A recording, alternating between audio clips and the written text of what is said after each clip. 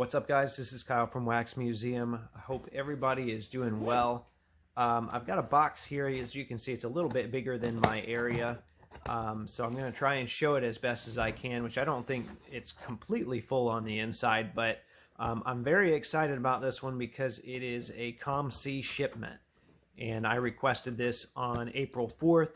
I'm recording this on April 27th. So it took about 3.5 weeks. And while I'm getting this open, I want to also announce that the audio podcast, which is not the same as the YouTube channel, but the audio podcast, which you can find on Spotify or iTunes or Google Podcast or wherever you get your podcast, the audio podcast is now sponsored by COMC. So very excited to bring them on because it's a company that I like. It's a company I'm excited about. It's a company I use a lot. So, you know, seems like a good partnership to me. All right, I'm going to try and be careful here. I just wanted you to see how this is packaged. So, all right, I think I can move this big box out of the way now. And here's what we're left with. So, this shipment, I don't have the exact numbers off the top of my head, but I believe it was a little over 50 cards. Sorry, getting all that out of the way. All right, so I believe it was a little over 50 cards, and I want you to see how it's packaged and kind of how it comes to you that way. If you've never done COMC before, you have kind of a frame of reference. Okay. I know there's a big one in here too somewhere. Maybe I'll get to that at the end. All right. I like what I see there. Oh, there's the big one. I'm going to tuck the big one on the bottom. I don't want to see the big one just yet. All right, there we have it. So that gets things out of the way a little bit. Thanks for hanging in there. Okay. So let's just go through it. I'm going to kind of show you what I got here. I'm going to take my time, maybe talk a little bit why I got it or what I like about it, because after all, that's what I like to do with my cards here. Okay, so the first one here, this is a 2004-2005 Topps Pristine. It's not the gold refractor. It's the regular refractor, and these were numbered... it's tricky. These were numbered lower than the gold. So these were out of 25. This one's actually 1 out of 25. The golds were numbered to 27. These are pretty hard to track down. And there was a little bit of time there where people were trying. I saw a couple people try to say, hey, these are the new Color Blast. I'm glad that didn't really stick because they're not quite the same, but they are nice cards nonetheless. And this had not shown up on eBay in a long time. I probably overpaid for it a little bit, but I was able to, you know, use some COMC funds that I had from moving other cards that I didn't care about. So that's kind of the moral of the story. You'll see that's a repeating pattern here.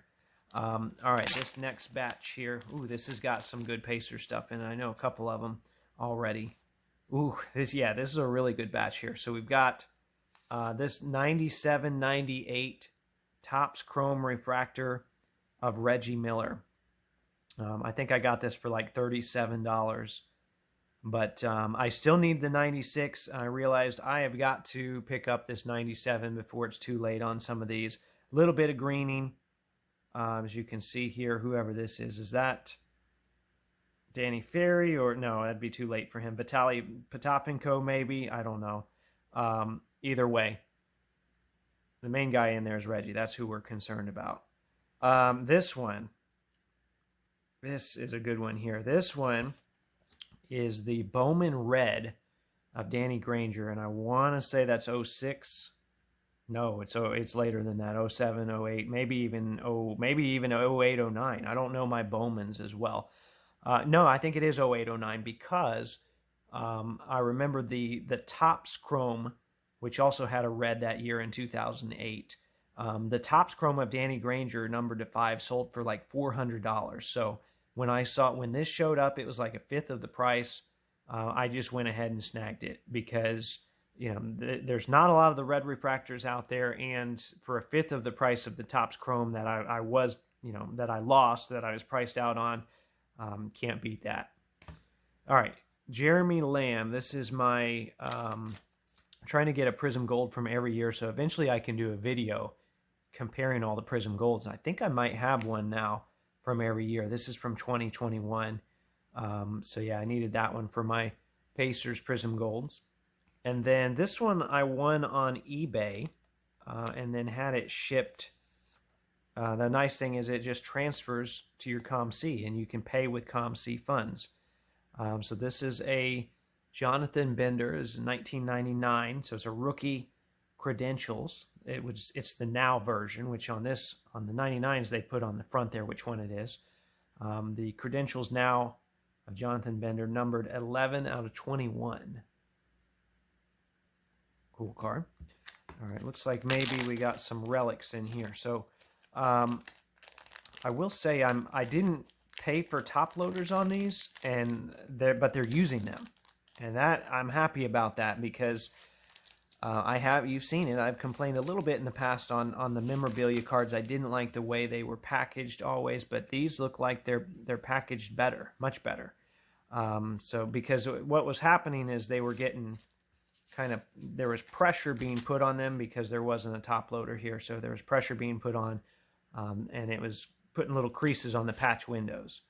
All right, so this first one here, this is a Gus Williams flawless patch. Not a lot to say about that, but any older material, any older relics I can get now, I usually do.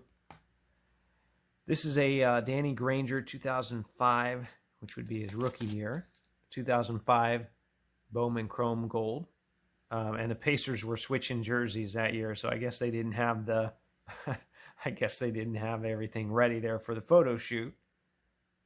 That's number 27 out of 50. I've got a pair of these Ron Artest cards here. I think I've shown these off on the channel before. The 2004-2005 Upper Deck Immaculate cards.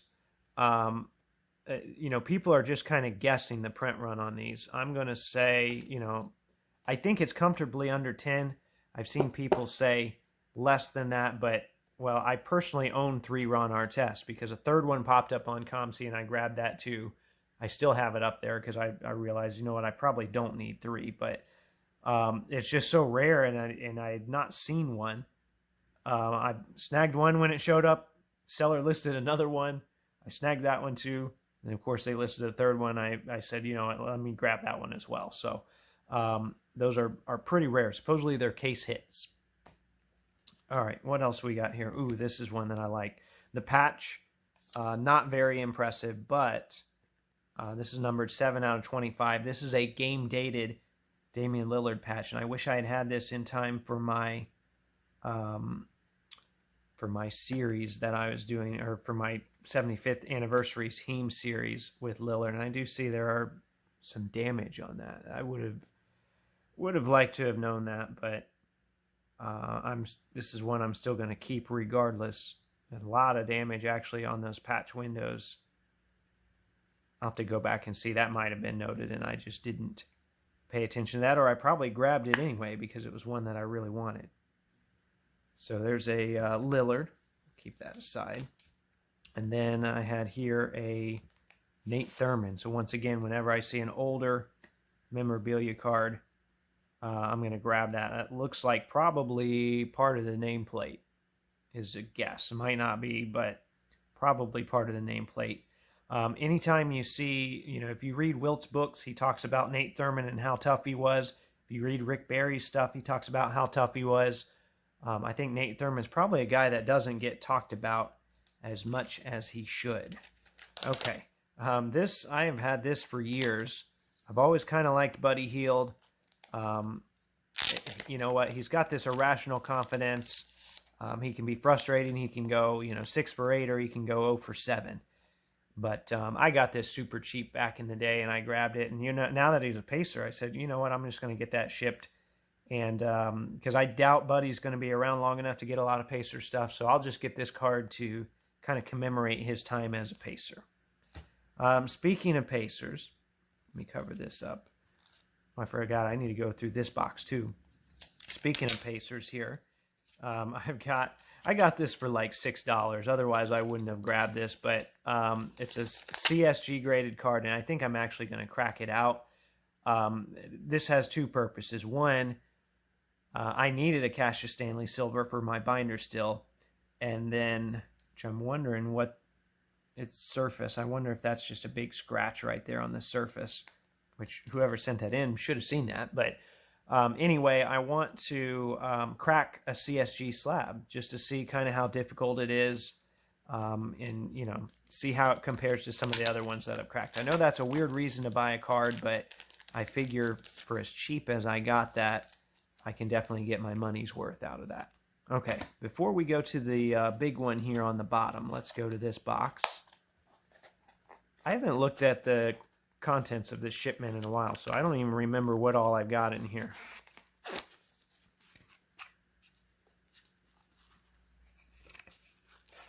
Okay, probably going to get packing peanuts everywhere. All right.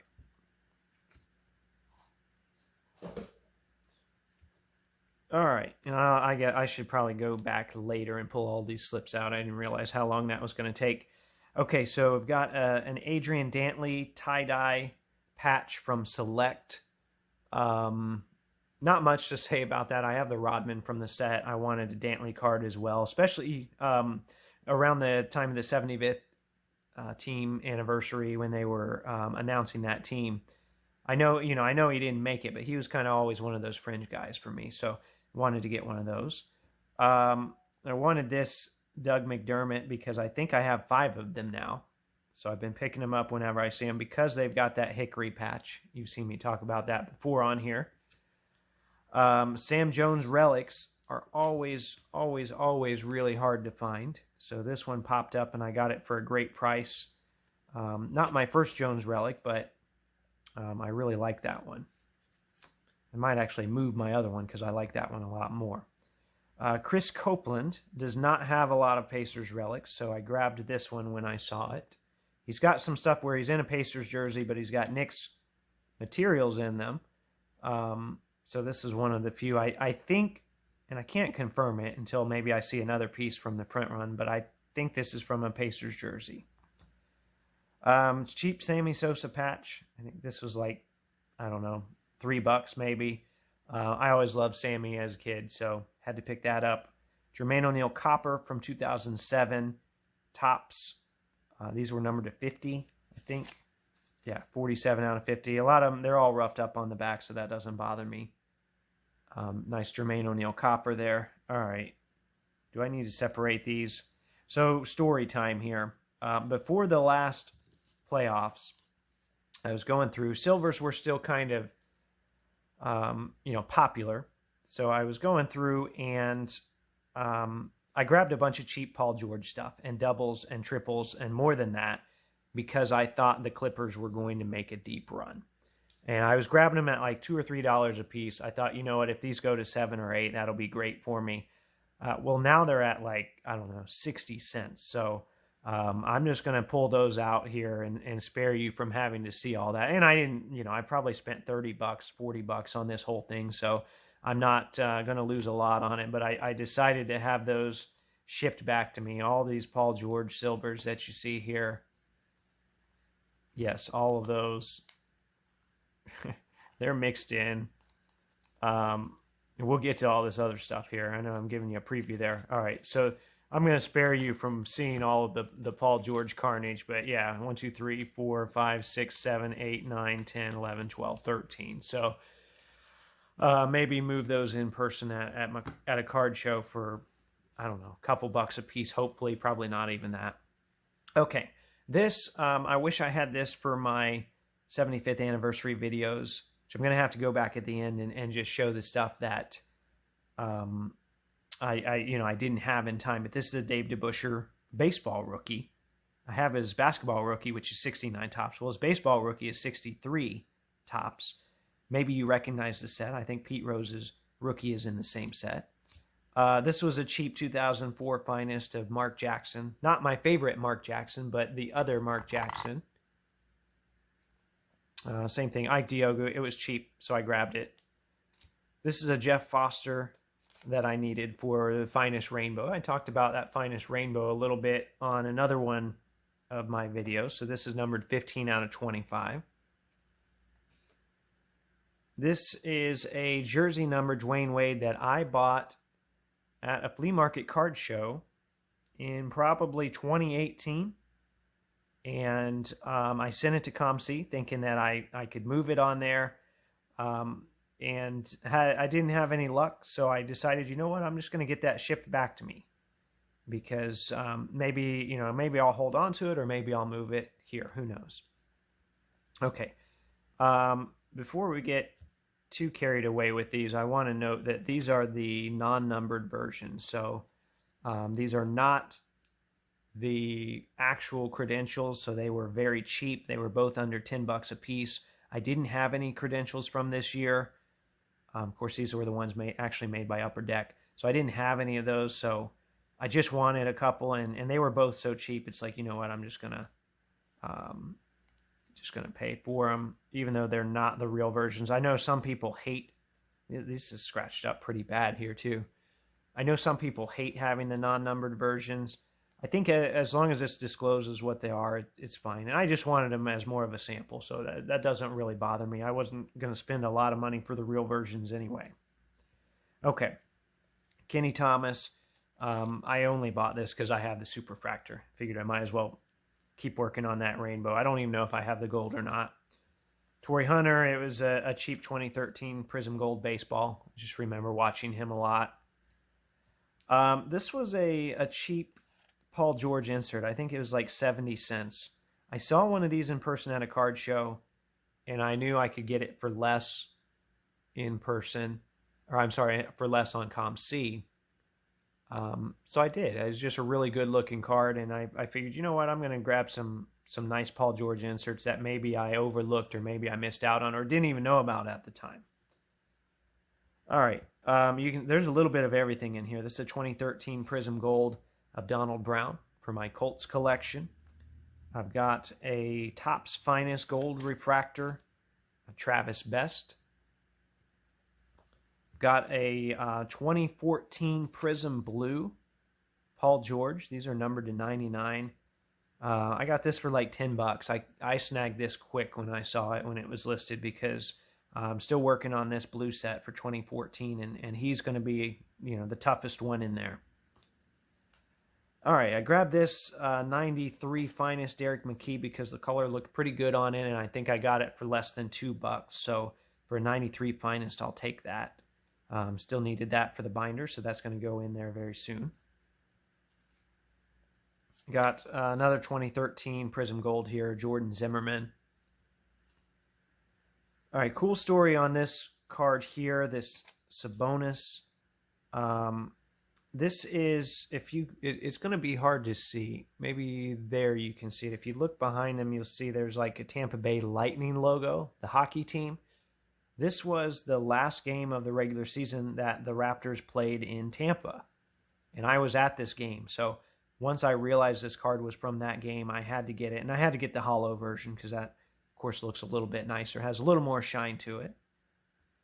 This is a Danny Granger retro. Not much to say about that. Just I like the retro stuff, so I grab it. Got a David Harrison for my 2004 Pacers Finest collection that's slowly growing. That one's numbered to 49, I think. 9 out of 49. A lot of good stuff in here. This one I'm excited about. This is a Status Parallel, which I've been collecting. Talked about on the show several times. But the ones that I want specifically are the last number. So like Oladipo 4 out of 4, Sabonis 11 out of 11, or in this case, Miles Turner 33 out of 33, which I also have the 2018 that's like that. So kind of cool to have both of them. I'll have to do a picture with both of them together. All right, there is one card left here that I've been holding off on. And this is one of the reasons why I like COMC, because I can build up credit. And I didn't have didn't have all of this build up. I had about half of the cost of this build up, and this card went on sale, so I fronted the other half. But I wouldn't have been able to do that without having that half from COMC. This is a Bill Russell on-card autograph from Contenders Optic. It's a little thicker than I thought it would be. And this is just a great looking card. I've been wanting a nice on-card licensed autograph. I have a couple that are unlicensed, but I've been wanting one of those for a while. And there you have it. It looks like Wilt's guarding him too. And this is the 83 tribute. So it's based off of, I think, the 83 Donruss baseball set. So if you stuck around to the end there, I know that was a little over 20 minutes. I appreciate you. I'm glad that you watched this. I'm glad that you let me share my collection with you. If you have any questions about COMC, let me know. I don't know everything, but maybe I can get some answers for you and hopefully help you out. Remember, there are new episodes of the audio podcast that come out every Thursday. Thanks for watching.